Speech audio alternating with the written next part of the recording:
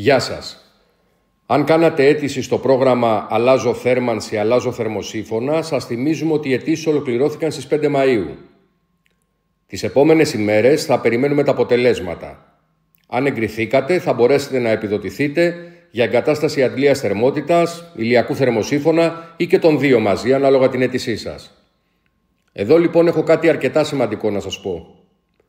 Η ενεργειακή αναβάθμιση δεν είναι κάτι ευκαιριακό, δεν είναι κάποια τάση, αυτό που θα λέγαμε μόδα. Η ενεργειακή αναβάθμιση είναι επένδυση.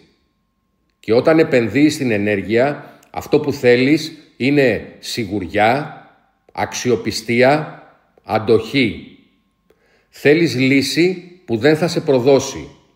Θέλεις ένα όνομα που δεν το ακούς απλώς, το εμπιστεύεσαι. Θέλεις να ξέρεις πως και αύριο θα είναι εδώ. Να σου απαντήσει, να σε καλύψει, να σε στηρίξει. Είτε εγκριθείτε είτε όχι, εμείς είμαστε εδώ για να σας προτείνουμε λύσεις που πραγματικά αξίζουν.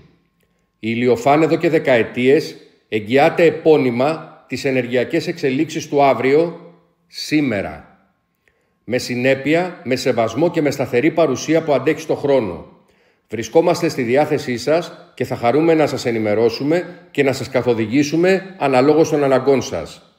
Καλέστε στο 801 7007 808 με αστική χρέωση για όλη την Ελλάδα ή μπορείτε να μπείτε στο site μας solars.gr. Σας ευχαριστώ.